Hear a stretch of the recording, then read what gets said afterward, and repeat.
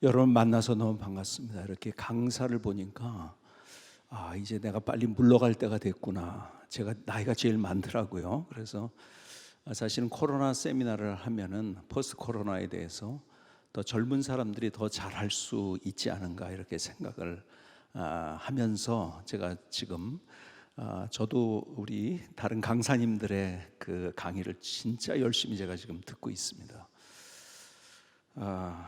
코로나가 위기일까 아니면 기회일까에 대한 얘기를 많이 합니다. 목사님들이 많이 만나면 이런 얘기를 해요.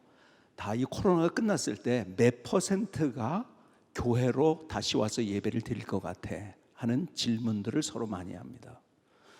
사실은 굉장히 힘든 상황 가운데 있어요. 그러나 저는 여러분과 먼저 결론적으로 코로나가 우리의 목회에 정말 기가 막힌 기회가 될 것이라는 생각을 갖고, 제가 성경을 보고 또 책을 보고 또 기도를 하면서 그것이 정말 우리에겐 기회가 될 것이라는 생각을 갖습니다. 그래서 제가 여러분들이 강의 안이 있는지 모르겠는데 왜 그런지 역사적, 사회학적, 성경적인 얘기를 잠깐 좀 먼저 드리고요.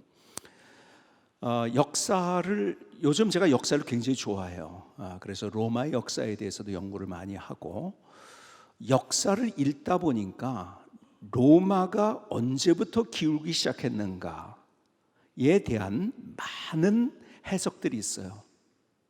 그런데 많은 사람들이 동의하는 것 가운데 하나가 무엇인가? 로마가 기울기 시작한 변곡점은 마르쿠스 아우렐리우스 황제 때부터다, 이렇게 이야기합니다. 이분이 서기 161년에 황제가 됐고, 그리고 4년 후에 소위 말해서 역병이 돌기 시작했습니다. 지금 연구하는 사람들의 이야기를 들어보면 그것이 천연두였을 것이라고 이야기합니다. 수많은 사람이 죽었어요. 로마의 전염병, 오연제 중에 하나였었죠. 그런데 이 사람이 또 오연제지만 또 기독교인들을 굉장히 박해했던 그런 황제이기도 했습니다. 어쨌든 그때가 변곡점이 됐어요. 로마가 기울기 시작한 변곡점. 그런데요, 또 역사를 연구하다 보니까 그러면 교회가 부흥됐던 변곡점이 언제였을까? 바로 그 역병 때문에 로마는 기울기 시작했어요. 이 역사적인 얘기하다 보면 오늘 또 길어지니까 어쨌든, 그런데 기독교가 부흥할 수 있었던 변곡점이 바로 이 서기 165년의 전염병이었습니다. 그러고 나서 이제 그 기독교가 공인되기 전까지 또 한 번의 전염병이 있었는데요. 그러면서 한 황제가 로마 종교의 사제에게 편지를 보낸 그것을 여러분들에게 한번 좀 제가 읽어드리도록 하겠습니다. 로마의 황제가 로마 종교의 사제에게 이런 편지를 보냈어요. 그리스도인들이 낯선 자들을 사랑으로 섬기고 죽은 자들을 장사 지내는 일을 도움으로써 크게 세력을 확장해 왔다. 거지가 된 유대인이 한 사람도 없다는 사실과 불경스러운 갈릴리인들, 그리스도인들이 그들의 빈자들만이 아니라 우리들의 빈자까지 보살피고 있다는 사실은 매우 유감스럽다. 우리는 우리에게 속한 사람들에게 도움을 베풀어야 하지만 그러지 못하고 있다. 전염병이 들었을 때 무슨 얘기입니까? 황제가 그런 얘기하는 거예요. 저 갈릴리에서 온 저 그리스도인들, 그 사람들이 죽어가는 사람들을 위해서 자기들의 모든 헌신과 노력, 그리고 보살핌, 섬김이 있었고, 가난한 사람들을 도왔고, 아니 세상에 로마 사람들까지 돕고 있다니 이게 웬 말이냐? 우리는 지금 뭐 하고 있는 거냐? 그 로마가 전염병이 들었을 때 오히려 수많은 사람이 죽어가고, 그리고 모든 사람이 이제 난리가 나서 세상 끝날 것 같이 된 그런 상황 속에서 오히려 크리스찬들은 거기에서 세상 사람들과 다르게 행동을 했고, 그리고 교회가 부흥되는 변곡점이 되는 역사가 있었던 것입니다. 제가 많은 그런 다른 역사적인 예가 있지만은 이거 다 얘기하다가 이제 시간이 다 지나가니까 좀 다 생략을 하고요. 그렇다면 두 번째, 사회학적으로 우리가 왜 코로나가 우리의 목회의 기회가 될 것인가? 이 시대를 소위 말해서 언택트 시대라고 얘기하는 비대면 시대입니다. 사람들 못 만나요. 여러분, 사람은요 언제 사람다워지는지 아십니까? 사람을 만날 때 사람다워지는 거예요. 그런데 이제 만나기가 힘들어지는 시대가 됐어요. 코로나 때문에도 그렇고 디지털 시대가 됐기 때문에 그렇습니다. 점점 그런 시대를 우리가 만나고 있어요. 여러분, 우리가 잘 아는 대로 엘빈 토플러가 제3의 물결에서 농경사회, 산업사회, 과학기술 시대를 얘기하면서 제3의 물결, 이것이 제가 그 당시 제가 신학교 다닐 때 이 책을 읽었는데 너무 감동적으로 읽었어요. 그러면서 이 미래학자들이 하는 얘기가 뭐냐면 하이테크 시대가 되면 하이터치 시대가 될 것이라는 이야기를 우리가 너무 많이 들었어요. 그렇죠? 존 나이스비트라는 사람도 여러분이 잘 아는 대로 아예 책 제목이 하이테크 하이터치라는 책 제목으로 글을 쓰기도 했죠.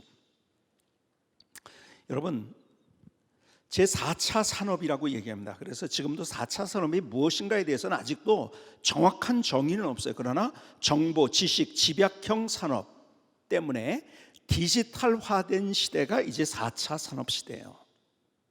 그러니까 모든 게 디지털화된다. 사람을 못 만납니다.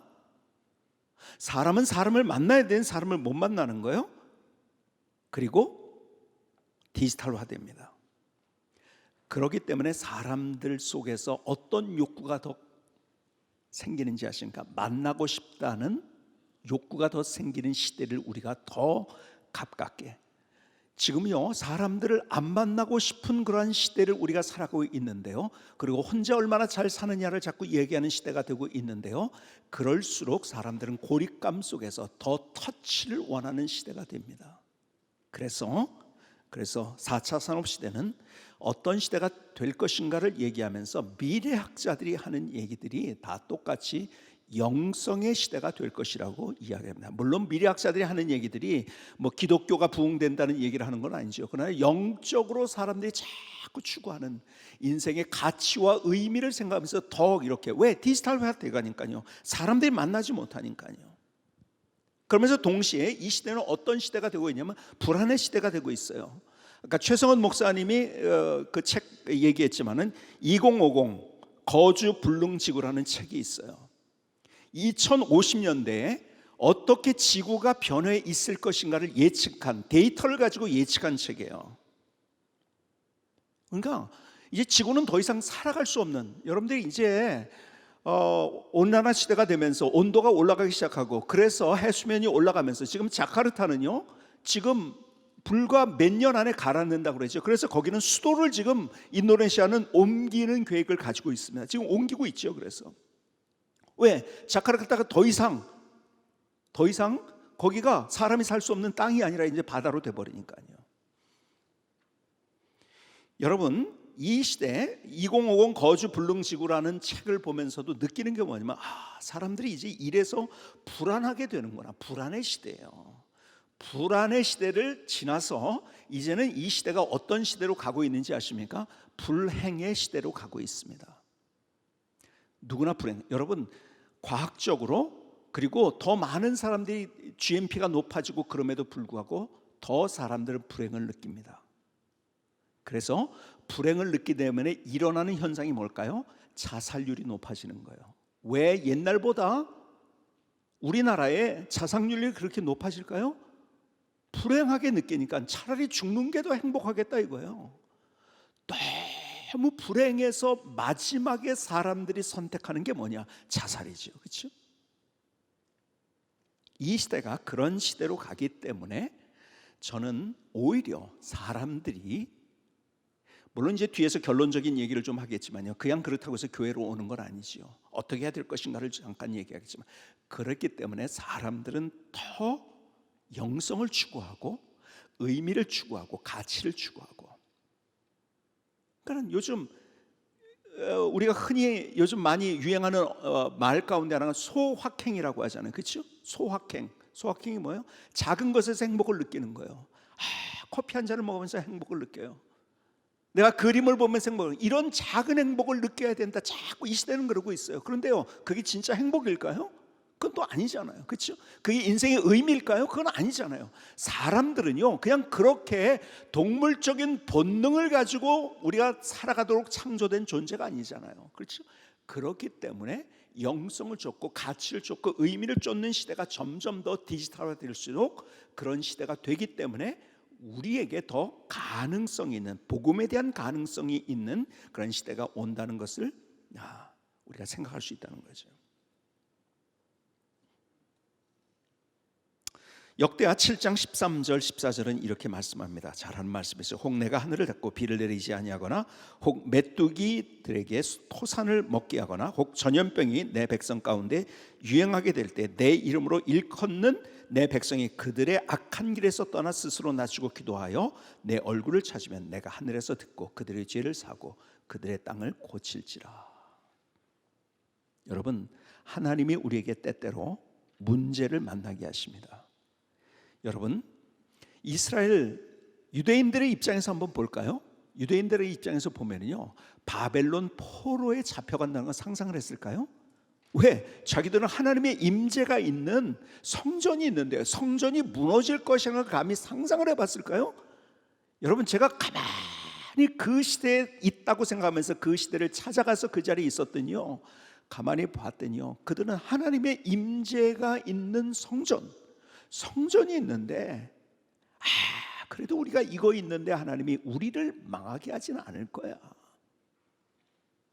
그들의 마음속에 있어요. 왜? 하나님이신데. 그리고 하나님의 임재가 있는 성전이 있는데 망하게 하실까? 아니요. 그런데 하나님께서는 여지없이 그들의 기대를 무너뜨리시고 바벨론 포로로 끌려갔고 성전은 무너져 버렸어요. 기가 막힌 현실은 아마 그 안에서 이런 생각을 가진 사람들이 있었을 거라고 생각해요. 야, 하나님이 진짜 계신가? 아니, 하나님이 계시다는 하나님의 임재가 있는 성전, 그것이 무너졌는데 무슨 하나님이 있단 말이야? 하나님을 의심하는 사람들 많이 생길 수 있는 그런 상황. 그럼에도 불구하고 하나님께서 여지없이 그 성전을 무너뜨려 버리신 거예요.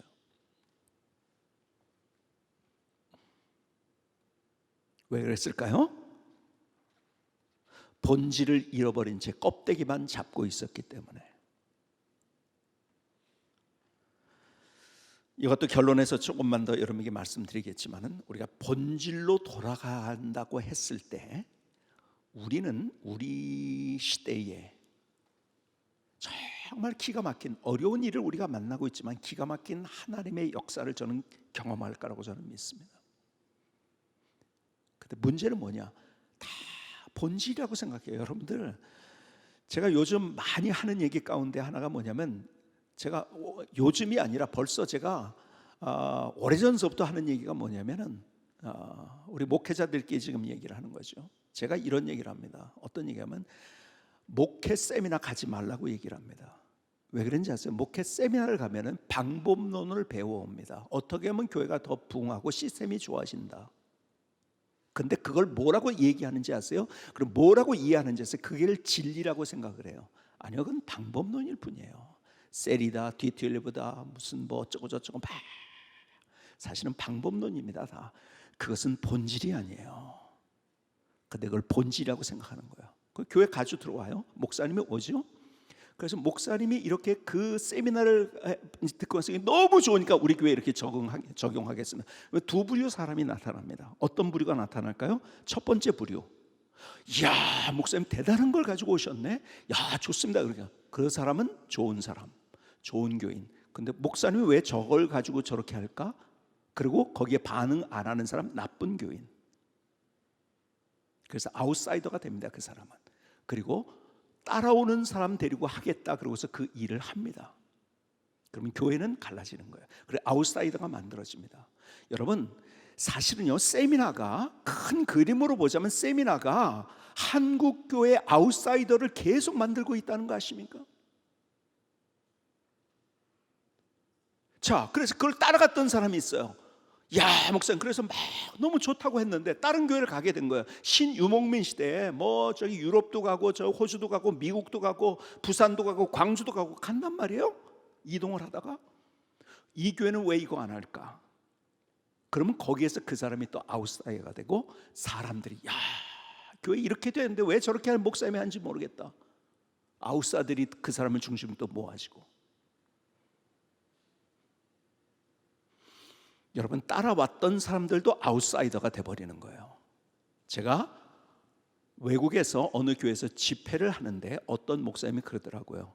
어느 교회라고 이름을 대면은 알만한 교회 교인들 안 왔으면 좋겠다는 거예요. 우리 교회, 우리나라에서 굉장히 영향 있고 제일 큰 교회 가운데 하나입니다. 왜 그런지 아세요? 그 교회 출신들은요, 자기 교회 스타일대로 안 하면은 목사가 다 나쁜 사람이야. 그래서 자꾸 시비를 건다는 거예요. 너무 힘들대요.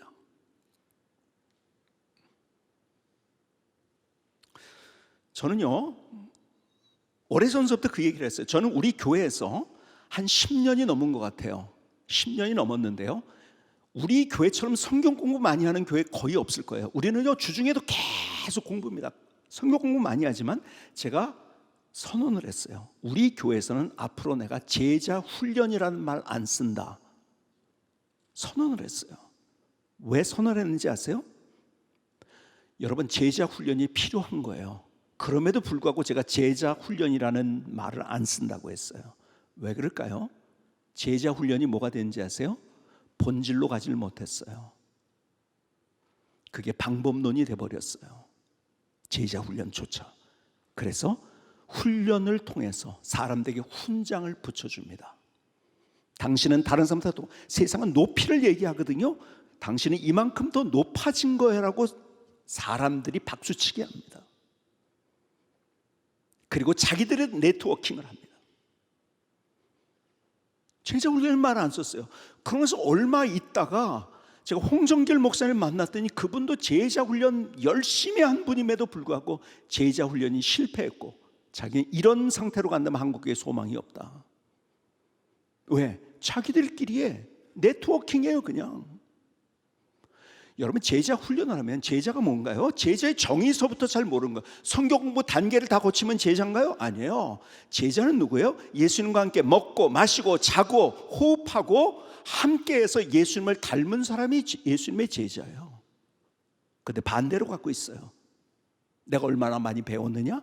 얼마나 더 많이 다른 사람보다 몇 년을 더 훈련을 했느냐? 내가 얼마나 그래서 지식이 더 많으냐? 세상은 높이를 얘기합니다. 근데 본질은 뭔지 아세요? 성경의 본질은 뭔지 아세요? 높이 얘기하지 말라는 거예요. 깊이를 얘기하라는 거예요. 높아지려고 하지 말고 낮아지라고 하는 거예요. 근데 다 훈장을 달아줍니다. 박수를 쳐줍니다.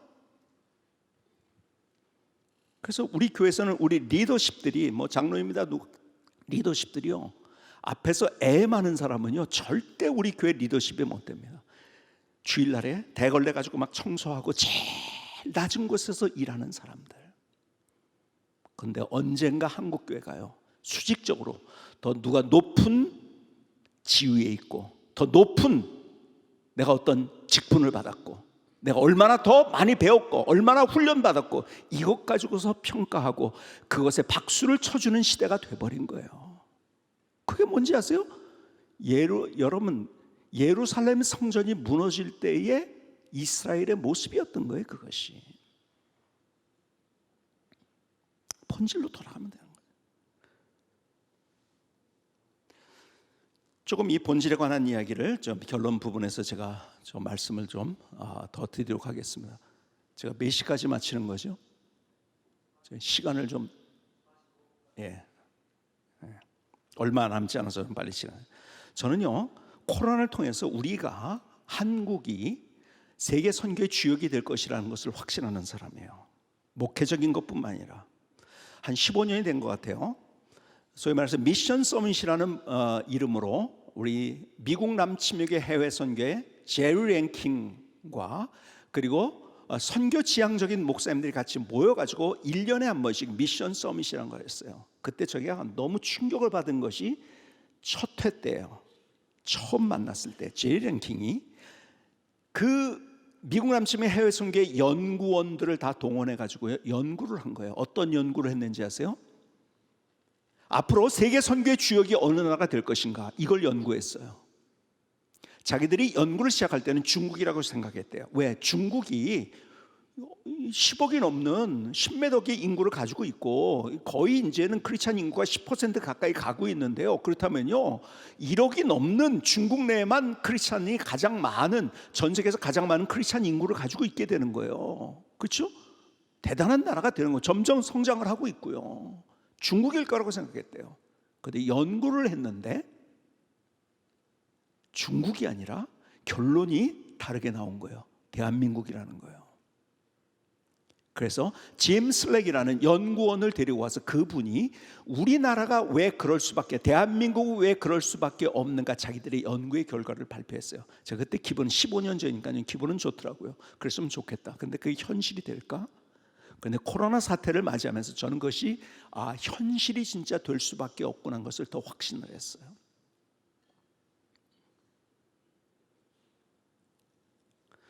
여러분, 요즘 코로나 사태를 지나면서도요, 우리 K-방역이라는, K-팝이다, K-드라마, K-팝 이런 것들 많이 얘기하는데요, K-방역이라는 말도 이제 나오기 시작했어요.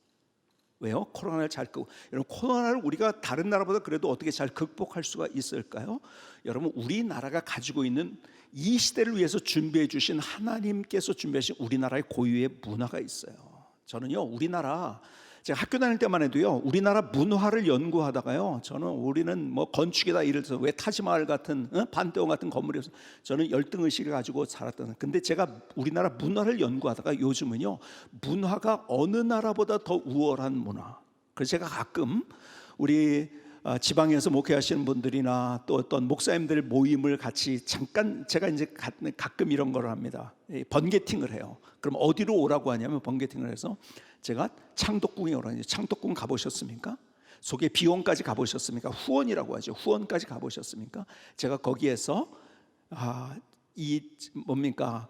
고려가 왜 망했는지, 그리고 조선이 왜 건국했는지부터 시작해가지고 거기에서 쭉 제가 우리나라 문화와 더불어서 우리 한국이, 그리고 교회가 어떻게 가야 될 것인가까지 제가 좀 설명을, 가이드를 좀 합니다. 우리나라 문화의 특징이 뭔지 아세요? 자연과의 조화입니다.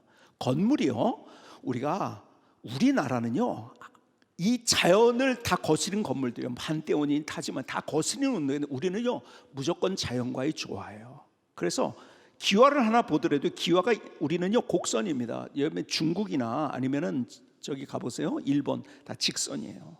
근데요, 자연과의, 나뭇결과 같이 가는 자연과의 조화. 여러분, 궁을 한번 보셨습니까? 우리나라 궁이요, 어디 중국에 가면은 그 자금성에 가가지고서 이런 얘기도, 이 여기에 비하면 한국 궁은 자금성에 화장실만 하네. 우리나라 궁궐 가보지도 않은 사람은 얼마나 큰지 아세요? 근데 자금성은요, 살고 싶은 데입니까? 거기 너무 사막 같잖아요. 그냥 쫙 다 밀어가지고서 그냥 편편하게 해가지고. 여러분, 창덕궁에 가보세요. 자연과의 조화예요. 건축과 모든 것들이 자연과의. 여러분, 이 시대의 화두는 뭔지 아세요? 자연과의 조화입니다. 여러분, 우리나라가 이제 앞으로 더 잘 될 수밖에 없어요. 요즘은 융합의 시대라고 얘기하잖아요. 그렇죠?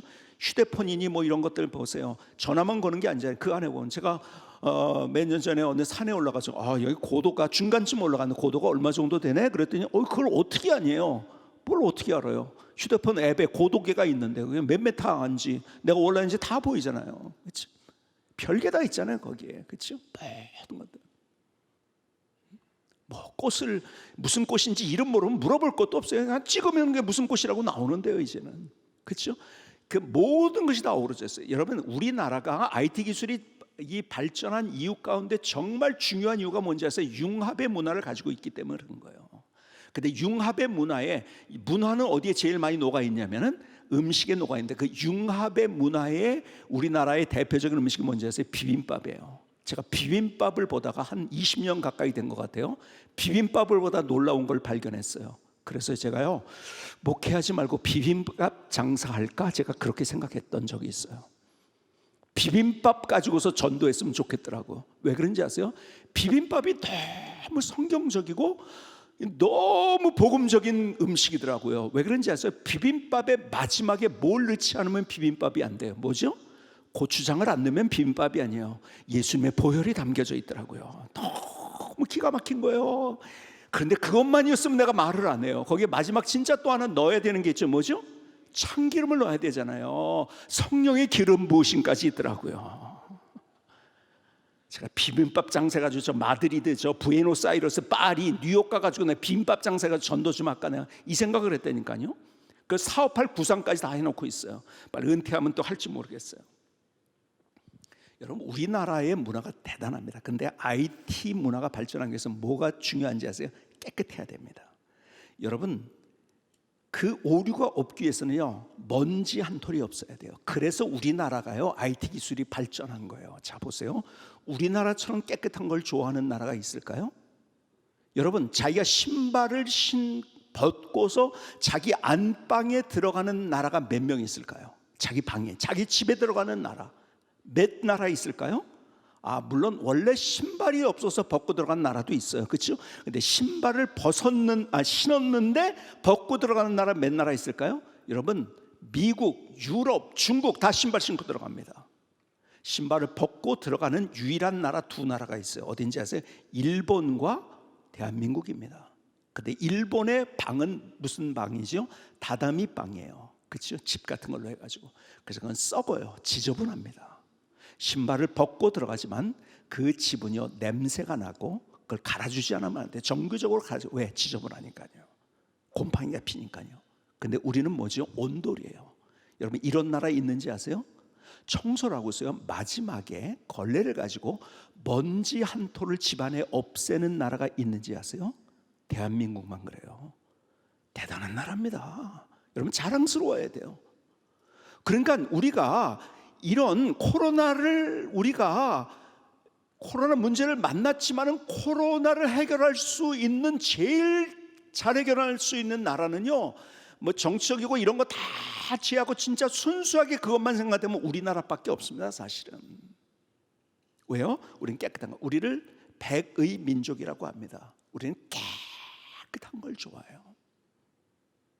여러분, 옛날에 그래서 우리 깨끗한 걸 좋아해가지고 흰 옷을 입는 거 쉽지 않습니다. 그런데 우리는요, 옷을요, 흰 것을 더 희게 하기 위해서 옛날에 옷을 삶았어요.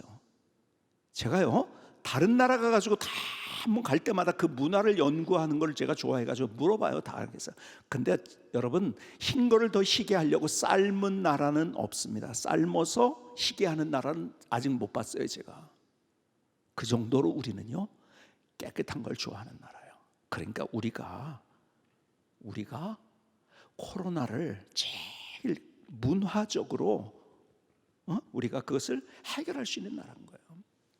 우리나라는요, 위기 때마다 일어났어요. 여러분, 정부가 잘해. 지금으로 얘기한다면 정부가 잘한 게 아니에요. 의병들이 일어나가지고. 저희 동네가 일산 쪽에 있는데 거기 행주 산성이 있어요. 행주 치마 가지고서, 세상에 그런 나라가 있는지 아세요? 돌 가져와가지고 행주 치마에. 여러분, 나라가 위기가 됐을 때 그런 나라는 대한민국밖에 없더라고요. 역사를 연구해 보면요, 오히려 군인들은 그렇게 못했어요. 정부는 그렇게 못했어요. 그런데 국민들은 그렇게 한 우리의 역사들. 이번에도요, 뭐 다른 나라 코로나 사태가 있을 때 사재기 같은 것 때문에 막 저기 했잖아요. 그래서 우리나라는 사재기가 없었다. 그러니까 대단하다 그러는데요. 대단한 게 아니에요. 우리나라 문화 때문에 그래요. 어떤 문화가 있는지 아세요? 우리는요, 원래부터 우리는 배달의 민족이라고 하잖아요. 물론 이제 배달이라는 말이 다른 말이지만 배달을 우리나라처럼 여러분, 전 세계에요, 집에, 아파트에 전 세계에 수박을 자기 집에 수박 한 통 배달해 주세요 했는데 가져오는 나라는 우리나라밖에 없었어요. 우리나라에서 퍼져가지고 배달 문화가 이제 전 세계로 조금씩 가고 있어요. 그러니까요, 우리는요, 클릭해가지고 배달하면 되는데요. 그러니까 사재기 할 필요가 없어요. 편의점이 우리나라처럼 잘 된 데가 없습니다. 미국은요, 왜 사재기 하는지 아세요? 월마트나 코스코 같은 데서 안 사면 살 데가 없어요. 그 다음에는요, 아마존에서요, 얼마를 기다려요? 신선식품을 살 수 있나요? 그리고 거기 얼마나 많이 걸리는데요. 그리고 우리는요, 그런 뭡니까, 온라인으로 살 수 있는 데가 얼마나 많이 있어요. 그런데 거기는 아마존 같은 데밖에 없잖아요. 그러니까 거기는요 하나에 집중되어 있기 때문에 사재기를 할 수밖에 없어요 그들이. 그러니까 우리나라가 가지고 있는 그런 문화가 이제는 코로나를 극복하면서 세계에 영향을 줄 수 있는 그러한 나라다, 저는 그렇게 생각을 해요. 자, 그런데 보세요, 저는 오늘 정말 중요한 얘기 가운데 하나를 하려고 해요. 뭔지 아세요? 우리나라가 코로나를 극복하고 세계 선교에 앞장서고 세계의 모델이 되는 나라, 저는 될 거라고 저는 믿어요. 근데 왜 그런지 아세요? 여러분, 주요 선진국은 다 지금 소위 말해서 차별금지법이 다 통과가 됐습니다. 근데 우리나라는 아직 통과가 안 됐어요. 차별금지법이라는 것이 이름이 너무 좋아가지고서 교인들도 아직도 차별을 하지 말자는데 왜 그래요? 근데 그 안에 있는 독소 조항을 모르는 거예요. 여러분, 차별금지법이 다 통과가 돼 있어요. 자, 이 얘기부터 좀 드릴까요? 이 시대를 가리켜서 소위 말해서 포스트 모더니즘 시대라고 이야기를 합니다. 포스트 모더니즘은 뭘까요? 저는요, 제가 어려운 것들을, 철학자들이 어렵게 한 얘기들, 책에서 어렵게 쓴 것을 어떻게 하면 가장 쉽게 할까? 저는 책을 읽은 다음에 이 책에서 얘기해 주는 것을 한 문장으로 하면 뭐라고 할까? 이거를 늘 생각을 하고요. 두 번째는요, 그 책에서 어렵게 설명하는 것을 쉽게 어떻게 설명할 것인가를 제가 늘 생각을 합니다. 여러분, 포스트 모더니즘 뭔가요? 여러분, 이게요, 어려운 단어를 가지고 사전적 정의를 하고 있어요. 그런데요, 가장 쉬운 정의가 뭔지 아세요? 포스트 모더니즘의 가장 쉬운 정의가 뭔지 아세요? 네가 그렇게 느껴? 네가 그렇게 생각해? 그러면 그게 진리야. 이게 포스트 모더니즘이에요. 그러니까 다양성을 존중하라고 하면서요, 어떻게 하냐면 네가 그렇게 생각했으면 그게 너에게 진리라는 거예요. 그렇게 하면 된다는 거예요. 그래서 포스트 모더니즘의 특징이 뭔지 아십니까? 진리를 상대화합니다. 절대 진리가 없어져요. 절대 진리를 얘기하면 바보가 되는 거예요. 왜? 나는 느끼기에 이건데.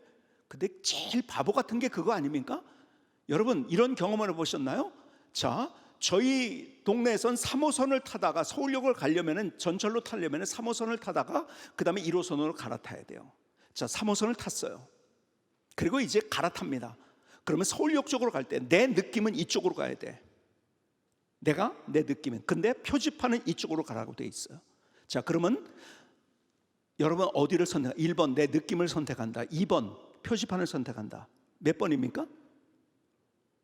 여러분, 느낌대로 가는 사람이 있을까요? 바보죠, 그렇죠? 내가 이렇게 느껴도 표지판을 쫓아가야 되는 거예요. 내가 느끼는 대로 가면은 내가 원하는 방향으로 아니라 반대 방향으로 가는 거예요. 근데 내 느낌은 그런 거예요. 여러분, 느낌이 그렇게 한계가 있는 건데 네가 그렇게 느껴? 포스트 모더니즘, 그러면 그게 진리야. 야, 너 남자인데 남자가 더 좋아? 결혼하고 싶어? 둘이 가정을 만들고, 그럼 그러는 거야. 네가 느끼는 게 정답이야. 세상은 그렇게 얘기를 하고 있는 거야. 그것이 얼마나 파국으로 이끌고 가는지. 여러분, 가정을 파괴시키고 사회 질서까지도 파괴시키는 일인데 그건 뭐, 야, 그렇게 좋다는데 어떻게 해? 그러니까 세상은 그러고 있는 거예요. 네가 느끼는 게 진리라고 하는 시대가 포스트 모더니즘이에요. 그래서 포스트 모더니즘의 특징이 뭔지 아세요? 네 세상, 내 세상을 만들라는 것이. 여러분, 요즘 보세요. 제가 무서운 게 뭔지 아세요? 제가 계속해서 가끔 이렇게 봅니다. 뭘 보냐면은 베스트셀러 순위를 쭉 봅니다. 보면은 1위서부터 10위까지 거의 다 뭔지 아세요? 포스트 모더니즘에 관한 거예요. 뭔지 아세요? 네가 그렇게 느끼면 그렇게 하는 거야. 네가 느끼는 대로, 네가 생각하는 대로, 네가 맞아. 다 그런 책이야. 소설도 수필도 다 그런 책. 나도 모르게 사람들이요 거기에 다 정리되어 있어요. 그런데 중요한 게 뭔지 아세요? 그 포스트 모더니즘을 시스템으로 만든 게 뭔지 아세요? 그게 차별금지법인 거예요. 야, 남자가 좋다는데 그 자기가 그렇게 느꼈는데 그거 어떻게 해? 그러니까 그렇게 살도록 놔줘. 그 사람들 차별하지 말고. 그걸 시스템으로 만들고 법으로 만든 게 차별금지법인 거예요.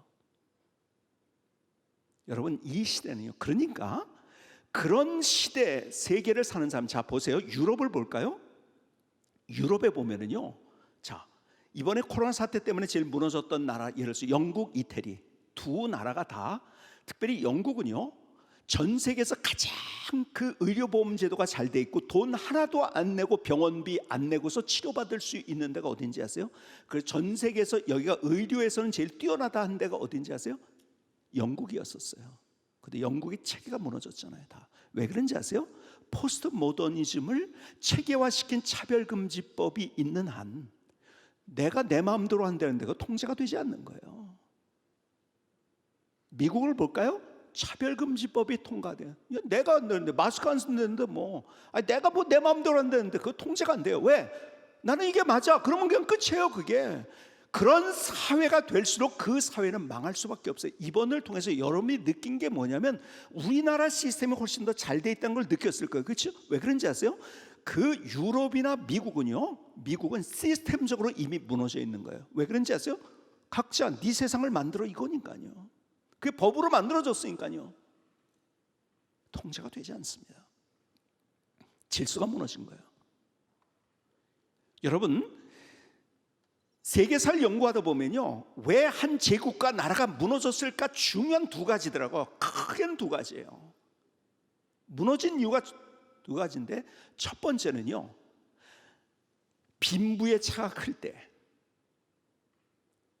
거기에서 전쟁이 일어나고 거기서 폭동이 일어나고 그렇게 됩니다. 빈부의 차가 컸을 때. 그래서 고려가 무너진 이유도 뭔지 아세요? 권문세가들이라고 하죠. 고려시대 때. 그렇죠? 그 사람들, 어떤 사람의 표현대로 일반 서민들은요 아무것도 없어요. 그래서 권문세가가 모든 땅을 차지하고 있었기 때문에 바늘 하나 들어갈 땅이 없다는 표현을 하죠. 그러니까 고려가 무너질 수밖에 없었던 거예요. 두 번째는 질서가 무너질 때.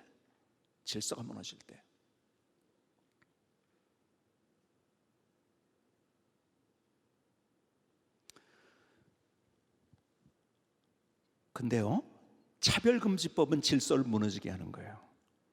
여러분, 선진국들은 지금 서서히 망하고 있습니다. 그래서 세계사의 주역이 대한민국이 될 수밖에 없고, 그리고 세계 선교의 주역이 대한민국이 될 수밖에 없어요. 제가 요나서를 읽다가 니느웨가 회개하는 장면, 한 장면을 이렇게 표시했더라고요. 요나서 3장 6절에 보니까 그 일이 니느웨 왕에게 들림에 왕이 보좌에서 일어나 왕복을 벗고 굵은 베옷을 입고 제 위에 앉으니라. 이게 우리의 모습이 되어야 된다는 거예요. 왕이 자기의 보좌에서 내려갔어요. 여러분, 포스트 모더니즘은 네가 네 인생의 주인이라고 끊임없이 강요를 합니다. 그게 망하는 건지 모르고. 그래서 우리가 하나님 앞에서 우리부터 시작해서 내가 앉았던 내가 내 인생의 왕이 되고 내가 내 인생을 만들고 내가 내 인생을 다스리려고 했던 그 자리에서 내려올 때 거기서부터 하나님의 역사가 시작된다는 거예요. 근데 세상은 계속 네가 왕이야, 네가 내 인생을 책임지는 거야, 네가 네 인생을 다스려야지 누구 얘기를 듣고 그래? 포스트모더니즘의 세상은 그러고 있는 거예요. 근데 우리가 거기서 내려올 때, 저는 그래서 이번 코로나 사태를 통해서도 우리가 얼마나 세상은 높이를 얘기하고 있었어요. 지금처럼 탐욕스러운 시대가 있었을까요?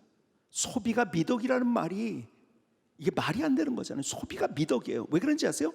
경제가요 계속해서 성장하려면요 또 돌아가고 막 필요 없는 것이, 그래서 쓰레기. 미국 사람들이 음식 중에서 자기가 사가지고서 먹는 것 중에서요 3분의 1 이상 버린다고 하잖아요. 그것 때문에 얼마나 대기 중에 탄소 배출량도 많아지고 얼마나 이 지구가 지금 망가지고 있는데요. 소비가 미덕이에요. 더 높아지려고, 더 많아지려고 하고, 더 올라가려고 하는 그 시대 가운데 이 코로나를 통해서 주님께서 우리에게 말씀하시는 게 뭔지 아세요? 우리가 거기서 우리가 누가 높아지느냐를 얘기하고, 여러분 누가 높아지느냐는 누가 얘기하는 건지 아세요? 그것은 진화론자들이 하는 거예요. 진화하기 위해서는 더 높아지고 상대 우위가 돼야 되는 거예요. 이건 진화론적인 사고예요. 성경적인 사고는 누가 더 낮아지느냐.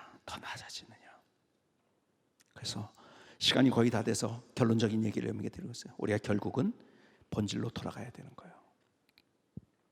앞서서 말씀하신 우리가 본질이라고 생각했던 것이 방법론인데 방법론을 본질로 생각하고 있었어요. 질병이 바꾼 세계의 역사라는 책을 읽어보니까 로날드 게르슈테가 쓴 질병이 바꾼 세계의 역사라는 책 가운데에서 거기에 인용을 한 책을 인용했다가 워드 퍼킨스라는 사람이 쓴 로마의 멸망에 나오는 귀절 하나를 그가 인용을 했더라고요. 지금 우리가 그러하듯 로마인들도 자신의 제국이 멸망하기 전까지는 근본적 변혁 없이도 그 세상이 그대로 영원히 지속될 것이라 확신했다. 하지만 현명해지고 싶다면 결코 그러한 만용을 본받지 않아야 할 것이다. 그냥 이대로 간다면 망한다는 사실을 로마 사람들이 몰랐는데 그게 만용이었다는 거죠.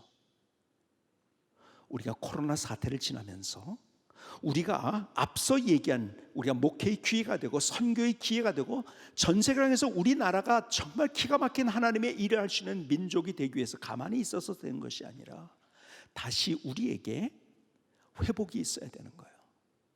어디로 돌아가는? 본질로 돌아가는. 여러분, 침례교 역사가들은 종교개혁이라는 말을 절대 안 씁니다. 종교개혁이 둘 다 종교도 개혁도 잘못된 말입니다. 종교개혁은 정확한 표현은 교회개혁이에요. 근데 교회개혁도 잘못된 거예요. 침례교 역사가들은 교회 회복이라고 이야기합니다.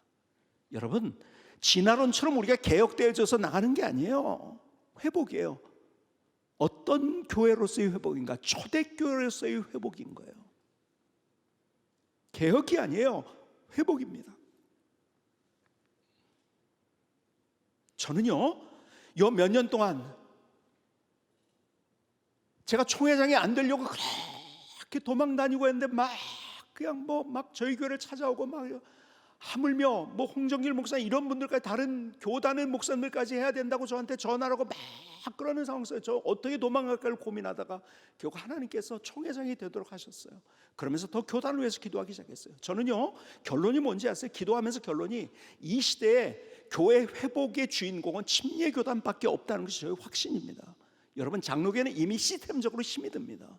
근데 침례교회는 가능해요. 왜 그런지를 얘기하자면 또 긴 얘기가 되기 때문에 저는 그래서 기도합니다. 여러분, 교회가 지금 부흥이 없어진 시대, 교회가 줄어들고 있는, 교인들이 줄어드는 시대, 그 역사를 누가 다시 회복시켜서 부흥의 역사로 돌릴 수 있건 저는 침례교회밖에 없다고 생각해요. 그리고 그런 일들이 일어나고 있다고 생각이 되어져요. 참 감사한 것이 리더십이 바뀌면서 여기에도 우리 최성은 목사님이나 또 여기 누구예요? 최병락 목사님의 새로운 목사님들이 왔는데요, 진짜 감사한 것이 교단 중심으로 가려고 하는 목사님들이 오셨다는 것이 정말 우리 교단이 또 살아날, 그리고 새로워지고 변화되어질, 저는 그런 정말 좋은 기폭제가 된다고 믿는 사람이에요. 여러분, 침례교회밖에 없어요. 그 이야기는 너무 긴 얘기를 해서 제가 할 수 없어요. 그렇기 때문에 여러분, 본질로 돌아가는 것들도 우리가 자꾸 저기 뭔지 아세요? 세상 사람이 생각하는 그런 어떤 시스템과 누가 더 높냐, 노트가 크냐, 이런 얘기하면 안 되는 거예요. 우리 교회만 잘 되면 한국교회 소망. 저는 한 10년 전서부터 우리 교인들에게 계속 세뇌시키는 게 그거예요. 우리 교회만 잘 되면 한국교회 소망 없다. 여러분, 우리 교회만 잘 되면 무슨 한국교회 소망이 있습니까? 전혀 소망 없어요. 그것은. 여러분, 어떤 사람이 돈을 벌었어요. 한 끼에 100만 원짜리 식사를 할 수 있어요. 혼자 맛있는 거 100만 원짜리 먹는 사람이 행복할까요? 행복하지 않아요. 절대 행복하지 않아요. 그런데 5천 원짜리 김치찌개를 먹어도 같이 대화하면서 마음이 맞아가지고서 같이 격려해주고 같이 이렇게 하면서 먹을 수 있는 사람이 있는 사람, 그 사람이 진짜 행복한 거예요. 교회가요, 같이 가는 거예요. 힘은 나누는 거라고 저는 믿어요. 제가 그래서 우리 교역자, 우리 은퇴 연금에 대해서 제가 생각한 것도요, 제가 연금을 제가 만들었고 제가 많은 헌금을 했지만요, 제가 선언했어요. 저는 거기서 1전 한 푼 가져가지 않을 거예요. 저는 연금 안 받습니다. 거기에서. 왜? 더 많은 분들이 연금의 혜택을 볼 수 있게 하기 위해서, 다 혜택을 볼 수 있기 위해서. 하여간 연금 가입한 분들은 수지 맞은 거로 생각하세요. 그래서 이 차를 하느냐 마느냐를 고민하고 있어요. 이걸 다 책임져야 되기 때문에. 어쨌든 힘은 안 오는 거예요. 일본과 중국 같은, 일본 같은데 이 나라가 10만 세기면 쳐들어갔어요. 자기가 제일이라고요. 모든 것들을 자기 휘하에 넣으려고 했었어요. 자, 일본 보세요. 도요토미 히데요시가 전국을 통일했잖아요. 그래서 힘이 생긴 거예요. 그 전까지만은요, 여러분 백제, 특별히 백제에 배워가던 아주 후진국이었어요. 힘이 생기니까 우리나라 쳐들어왔잖아요. 메이지 유신 통해 가지고서 그들이 또 힘이 생기니까 또 쳐들어왔잖아요.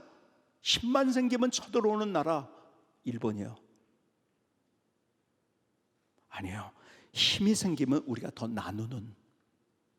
그래서 저는요, 한국교회 소망이 있다고 생각해요. 근데 그 진원지가 어디가 될 것인가? 저는 침례교회라고 믿는 사람이에요. 침례교회라고. 그렇게 할 수 있는 회중 정치가 있어요. 위에서 누르는 것이 아니에요. 역사는 늘 언제나 위에서 눌러서 되는 역사는 없었어요. 다 역사는 무브먼트였었어요. 붐이었었어요. 그 무브먼트가 일어날 수 있는 시스템이 있는 그러한 교단은 침례 교단밖에 없습니다. 저는 그래서 코로나를 통해서 저는 우리 침례교회를 통해서 하나님께서 이 땅에 침례교회 개교회뿐만 아니라 우리 교회들이 같이 연합해서 하나가 되고, 그래서 다른 교단을 변화시키고, 그리고 세계를 향해서 위대하게 하나님의 일을 할 수 있는 그러한 교단이 될 것이라는 큰 확신을 가지고 있습니다. 그 꿈을 꾸고 있어요. 근데 무엇인가, 뭐부터 시작해야 되는가? 나부터 시작해서 저도 마찬가지예요. 그래서 저도 코로나를 만나면서 정말 혼자 있는 시간을 가지고서 많이 애쓰고, 하나님의 뜻이 무엇인가, 내가 어떻게 가야 될 것인가, 많은 것들을 제가 생각했어요. 그리고 그런 것들을 지금 이제 시도하려고 하고 있어요. 우리가 방법론이 아니라 누가 더 커지냐가 아니라 하나님 앞에서 본질을 붙잡고서, 특별히 예배, 제가 얼마 전에도 몇 년 전에도 하나님 앞에서 제가 오늘 예배를 드리다 보니까 딱 하나님께서 전광석까지 제게 주신 음성이 뭔지 아세요? 내가 예배 인도자였는데 예배자가 아니었더라고요. 저 사람 왜 저렇게 앉아있지? 저 사람 이제 들어오지? 이거 보고서 예배 인도했지 예배자가 아니었더라고요. 제가 하나님 앞에 얼마나 회개했는지 몰라요. 땅을 치면서 하나님 예배자가 되겠습니다. 예배자가 되겠습니다. 전 그래서 그때서부터 몇 년 동안 제가 찬송을 부를 때 눈을 감았어요. 왜? 하나님만 바라보려고, 예배에서 하나님 만나려고, 하나님의 임재를 경험하려고요. 여러분, 우리 교회 예배가 회복되니까요, 예배의 기적들이 얼마나 놀랍게 일어나는지요. 저부터 시작해서 우리가 함께 본질로 돌아가기 시작할 때 예배 형식 붙들고 있고 누가 얼마나 모이느냐 이게 아니에요. 내가 예배자가 되는 거예요. 우리 교회 몇 명 모이냐가 문제가 아니에요. 내가 예배자가 되고, 내가 하나님 앞에 그 본질을 붙잡고 있느냐, 형식이 아니고 그 본질을 붙잡고 있느냐. 그것을 통해서 하나님께서 우리를 회복시켜 주시고 우리 교회를, 우리 교단을, 그래서 세계를 향해서 위대한 하나님의 일을 이루실 것이라고 저는 믿습니다. 이러한 역사가 여기서부터 새롭게 출발될 수 있기를 주님의 이름으로 축복합니다. 감사합니다. 기도하시겠습니다. 하나님, 우리가 함께 주님의 뜻이 무엇인지를 고민하면서 손잡고 격려하고 끌어주고 밀어주면서 멋진 한 시대 우리를 만나게 하셨는데, 그런 길을 걸어가게 하여 주시옵소서. 우리를 사용하여 주시옵소서. 예수님의 이름으로 기도하였습니다. 아멘.